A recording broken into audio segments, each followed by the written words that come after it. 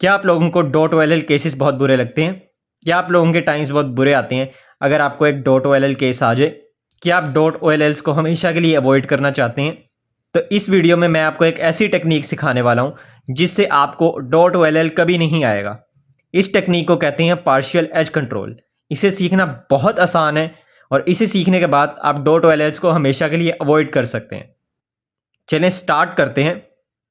Partial as control का मतलब होता है जब आप अपना लास्ट F12 पेयर कर रहे हो सॉल्व, तो उसे इस अंदाज में सॉल्व करें कि आपका डॉट OLL केस ना आए। जिसे अगर इस केस में हम नॉर्मल इंसर्ट करेंगे तो डॉट केस नहीं आएगा, लेकिन अगर यही केस दोबारा हो और लेकिन इस टाइम यहाँ पे कोई एजेस ओरिएंटेड नहीं है, इसे ऐसे ही एग्जीक्यूट कर दें तो फिर ऊपर डॉट OLL आ जाएगा। इस वीडियो में मैं आपको यही सिखाऊंगा कि आप कैसे डॉट OLLs को अवॉइड कर सकते हैं। पार्शियल एज कंट्रोल को मैं दो पार्ट्स में सिखाऊंगा। एक पार्ट जिसमें ये F12 पेयर बनाओ, दूसरा पार्ट जिसमें पेयर इस तरह सेटअप हो। पहले मैं आपको ये वाला पार्ट सिखाऊंगा और इसे मैं सारे एंगल से बताने की कोशिश करूंगा ताकि अगर ये आपको किसी भी एंगल से आए आप इसको सॉल्व कर सकें। सबसे पहले मुझे आपको ये बताना होगा कि स्लेज हैमर क्या होता है। इस पेयर को नॉर्मल इंसर्ट करने का तरीका ये होता है, लेकिन इसके अलावा एक और भी तरीका है जिससे हम इस पेयर को इंसर्ट कर सकते हैं। R prime F R F prime. एक दफ़ा फिर से R prime F R F prime. एक दफ़ा लेफ्ट से भी करके दिखा सकता हूं। L F prime L prime F। इस एल्गोरिदम को स्लेज हैमर कहते हैं। इस पर्टिकुलर पार्ट में आपको सिर्फ ये एल्गोरिदम आना चाहिए और डॉट OLL केस आपको कभी नहीं आएगा। ये तीन एजेस होती हैं जिनकी तरफ आपने अपनी नज़र रखनी होती है जब आप लास्ट स्लॉट पे हो, तो इस और पेयर बन चुका हो इस तरह, तो भी हम देखेंगे कि यहाँ पे कोई एजेस ओरिएंटेड नहीं है। ओरिएंटेड का मतलब येलो ऊपर नहीं है। जैसे कि ये केस है, इसमें आप देखेंगे ये दो एजेस ओरिएंटेड है और ये वाली ओरिएंटेड नहीं है। लेकिन ये केस है, इसमें एक भी एज ओरिएंट नहीं है। तो जब भी आपको ये केस आए तो आपने बस एक स्लेज हैमर कर देना। वंस अगेन, जब भी आपकी कोई एज ओरिएंटेड ना हो ऊपर तो आपने एक स्लेज हैमर कर देना है इस केस में। इससे एटलीस्ट दो एजेस ओरिएंट हो जाएंगी और आपको डॉट OLL केस कभी नहीं आएगा। एक दफ़ा फिर से बता देता हूँ, जब ये पेयर हो और आपके ऊपर जीरो एजेस ओरिएंटेड हो तो आपने बस एक स्लेज हैमर कर देना और आपको डॉट OLL केस कभी नहीं आएगा। अब जैसे ये है, यहाँ पे एक एज ओरिएंटेड है, आपने इस केस में नॉर्मल इंसर्शन करनी है।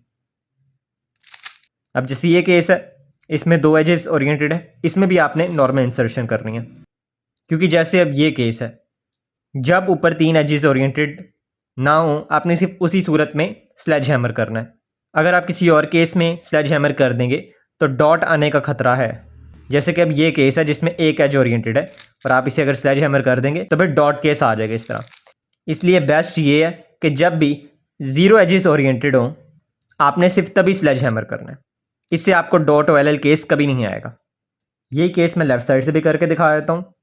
ऊपर जीरो एजेस ओरिएंटेड है, स्लेज हैमर और डॉट केस अब नहीं आया, दो एजेस ओरिएंटेड हो गई। एक दफ़ा इधर बैक से भी करके दिखा देता हूँ।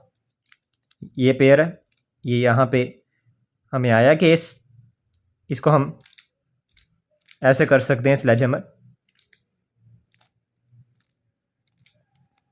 एक दफ़ा बैक लेफ्ट से भी करके दिखा देता हूँ। Zero edges oriented. एक बोनस टिप दे देता हूँ, अगर ये दो पर्टिकुलर एजेस ओरिएंटेड हो तो आप स्लेज हैमर करें तो आपका क्रॉस स्टेप अवॉइड हो जाता है पूरी तरह से। एक दफ़ा फिर से बता देता हूँ, अगर ये दो सिर्फ ये दो एजेस ओरिएंटेड हो तो आप यहाँ पे स्लेज हैमर करें, आपका क्रॉस स्टेप इससे बिल्कुल सॉल्व हो जाता है, आपको करने की ज़रूरत नहीं पड़ती, स्किप हो जाता है। तो ये था पार्ट 1 जिसमें ये पेयर बना होता है और आप एक स्लेज हैमर को इस्तेमाल करते हुए डॉट OLL केस को अवॉइड कर सकते हैं। अब बारी है पार्ट 2 की, जिसमें ये F12 पेयर ऐसे सेटअप होता है। इसको भी बिल्कुल वैसे ही रिकॉग्नाइज किया जाता है लास्ट स्लॉट पे जिस तरह पार्ट 1 पे किया गया था। हमने बस देखना है कि तीन एजेस में से कितनी ओरिएंटेड है। अगर एटलीस्ट एक भी ओरिएंटेड हो तो आपने नॉर्मल इंसर्शन कर देनी है और आपको डॉट केस नहीं आएगा। फॉर एग्जांपल ये एक एज ओरिएंटेड है, आप इसको इंसर्ट कर दें तो फिर डॉट OLL केस नहीं आएगा। एक और एग्जांपल, अगर ये दो एजेस ओरिएंटेड हों तो आप यहाँ पे नॉर्मल इंसर्शन कर दें तो डॉट OLL नहीं आएगा। ये जो मैं टेक्निक बताने वाला हूँ ये सिर्फ तभी काम करेगी जब तीनों ऊपर एजेस ओरिएंटेड ना हो, यानी कि जीरो एजेस ओरिएंटेड हों।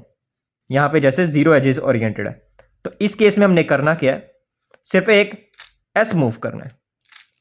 किस साइड पे करना है हमने एस, कि यहाँ पे एक इस तरह की लाइन बन सके। हम अब नॉर्मल इंसर्शन करेंगे, एस को वापस कर देंगे। इतनी सिंपल टेक्निक है और इससे हम डॉट केस को टोटली अवॉइड कर सकते हैं। एक दफ़ा फिर से करके दिखाता हूँ। ये पेयर सेटअप है, हमने एक एस मूव किया, नॉर्मल इंसर्ट, एस को वापस कर दिया और डॉट केस अवॉइड हो गया। कितना सिंपल था ये। एक दफ़ा लेफ्ट साइड से भी करके दिखाता हूँ।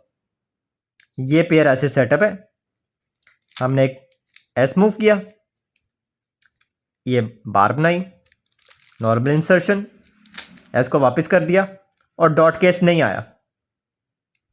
एक दफ़ा बैक साइड से भी करके दिखा देता हूँ। ये जैसे पेयर सेटअप है और इसने इधर इंसर्ट होना है, हमने सिर्फ एक एस मूव की, नॉर्मल इंसर्ट, एस वापस कर दी। एक दफ़ा बैक लेफ्ट स्लॉट से भी आपको करके दिखा देता हूँ।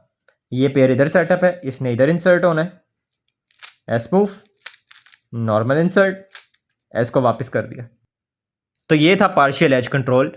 उम्मीद करता हूँ ये आपको बहुत ज़्यादा इंटरेस्टिंग लगा होगा। अगर आपको ये इंटरेस्टिंग लगा, वीडियो को लाइक करें, चैनल को सब्सक्राइब करें और इसे सीखें, और सीखने के बाद कमेंट सेक्शन में बताएं कि आपके एवरेजेस में कितना फ़र्क पड़ा। अगर आपके पास कोई और आइडियाज़ हैं वीडियोस बनाने के लिए तो कमेंट्स में मेरे साथ शेयर करें। मैं आपके कमेंट्स ज़रूर पढ़ूंगा और वीडियोस ज़रूर बनाऊंगा। Thank you for watching. See you in the next video.